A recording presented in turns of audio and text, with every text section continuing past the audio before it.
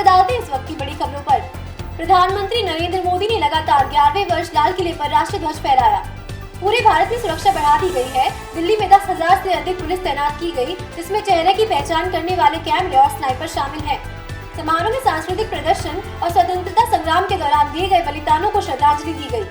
स्वतंत्रता दिवस की पूर्व संध्या पर राष्ट्रपति मुर्मू ने समावेश के लिए सकारात्मक कार्रवाई के महत्व पर जोर दिया। उन्होंने एकता का आह्वान किया और नागरिकों से विभाजनकारी प्रवृत्तियों को अस्वीकार करने का आग्रह किया। भारत में लोकतंत्र के महत्व को रेखांकित किया। प्रधानमंत्री मोदी और गृह मंत्री अमित शाह ने 1947 में भारत के विभाजन के दौरान पीड़ितों को श्रद्धांजलि अर्पित की। मोदी ने राष्ट्रीय एकता और भाईचारे को बनाए रखने की प्रतिबद्धता दोहराई और विभाजन के ऐतिहासिक दर्द पर विचार किया। माओवादी प्रभावित बस्तर में पहली बार तिरंगा फहराने के लिए 13 गाँव में सुरक्षा कैंप स्थापित किए गए। सरकार का उद्देश्य इन क्षेत्रों में सुरक्षा बढ़ाना और राष्ट्रीय गर्व की भावना को बढ़ावा देना है। दिल्ली के केंद्रीय और नई दिल्ली क्षेत्रों में भीड़ की निगरानी के लिए 700 से अधिक AI आधारित चेहरे की पहचान वाले CCTV कैमरा लगाए गए। ये कैमरे हाई रेजोल्यूशन सुविधाओं से लैस हैं, तो दूर से ही व्यक्तियों की पहचान करने में सक्षम हैं। भारी बारिश के कारण असम में भारी बाढ़ आ गई, जिससे हजारों निवासी प्रभावित हुए और बचाव कार्य जारी है। राज्य सरकार ने प्रभावित परिवारों को राहत और समर्थन प्रदान करने के लिए संसाधन जुटाए हैं। भारतीय रिजर्व बैंक ने 2024-25 के लिए 6.5% की वृद्धि दर का अनुमान लगाया, जिसमें घरेलू मांग और निवेश में वृद्धि को प्रमुख कारण बताया। विश्लेषक इन्फ्लेशन के रुझानों और वैश्विक आर्थिक परिस्थितियों को देखते हुए सावधानी बरत रहे हैं, जो वृद्धि पर असर डाल सकती है। केंद्रीय कृषि मंत्री ने किसानों की आय बढ़ाने और कृषि प्रोडक्टिविटी को बढ़ावा देने के उद्देश्य से नए सुधारों की घोषणा की।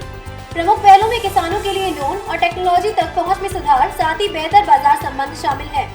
महाराष्ट्र सरकार को आगामी चुनावों से पहले अंतरिम पार्टी गतिशीलता के साथ चुनौतियों का सामना करना पड़ रहा है। लीडरशिप में संभावित बदलाव की अटकलें लगाई जा रही हैं, क्योंकि पार्टी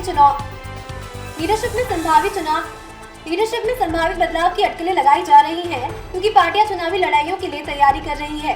सुप्रीम कोर्ट दिल्ली शराब नीति घोटाले से संबंधित याचिकाओं पर सुनवाई करने जा रहा है, जिसके आम आदमी पार्टी सरकार के लिए बड़े प्रभाव हो सकते हैं। यह मामला भ्रष्टाचार के आरोपों और दिल्ली प्रशासन में शासन से संबंधित मुद्दों पर ध्यान केंद्रित कर रहा है। अडानी समूह की जांच के बीच सेबी प्रमुख माधीपुरी बुच के खिलाफ नए आरोपों ने जांच को और तेज कर दिया है। सरकार पर वित्तीय निगरानी में पारदर्शिता और जवाबदेही सुनिश्चित करने का दबाव है। कोलकाता और अन्य शहरों में स्वास्थ्य कर्मियों द्वारा डॉक्टर की हत्या के खिलाफ विरोध प्रदर्शन जारी है। Federation of resident doctors association ने अपनी मांगे पूरी होने तक कार्रवाई जारी रखने का आह्वान किया है। भारतीय सरकार ने बढ़ते साइबर खतरों के बीच महत्वपूर्ण बुनियादी ढांचे की सुरक्षा के लिए साइबर सुधार उपायों को बढ़ाया। सरकार की एजेंसियों के लिए नए प्रोटोकॉल और ट्रेनिंग कार्यक्रम लागू किए जा रहे हैं, ताकि सुरक्षा को मजबूत किया जा सके। स्वास्थ्य मंत्रालय ने ग्रामीण क्षेत्रों में स्वास्थ्य सेवा की पहुंच और गुणवत्ता में सुधार के उद्देश्य से नई पहल शुरू की। योजनाओं में अधिक स्वास्थ्य केंद्रों की स्थापना और स्वास्थ्य कर्मियों के लिए ट्रेनिंग कार्यक्रम शामिल है। दिल्ली मेट्रो रेल कॉर्पोरेशन ने शहर के वंचित क्षेत्रों में मेट्रो सेवाओं का विस्तार करने की योजना की घोषणा की है। विस्तार का उद्देश्य सार्वजनिक परिवहन की पहुंच को बढ़ाना और यातायात की भीड़ को कम करना है। बांग्लादेश में बढ़ते तनाव और हिंसा के बीच भारतीय सरकार स्थिति पर कड़ी नजर रख रही है।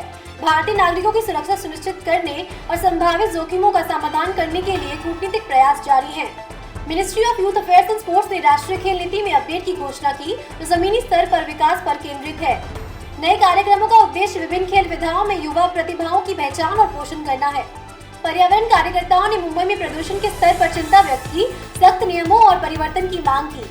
शहर को कचरा प्रबंधन और वायु गुणवत्ता से संबंधित चुनौतियों का सामना करना पड़ रहा है, जिससे सार्वजनिक आक्रोश बढ़ रहा है। स्वतंत्रता दिवस मनाने के लिए देश भर में विभिन्न सांस्कृतिक कार्यक्रम और त्योहार आयोजित किए गए, जो भारत की विविधता को प्रदर्शित करते हैं। इन कार्यक्रमों में संगीत प्रदर्शन, कला प्रदर्शनियां और सामुदायिक समारोह शामिल हैं, जो राष्ट्रीय गर्व की भावना को बढ़ावा देते हैं। आज के लिए बस इतना ही। ऐसी अपडेट्स के लिए बने रहिए एवरीडे इंडिया न्यूज के साथ। धन्यवाद।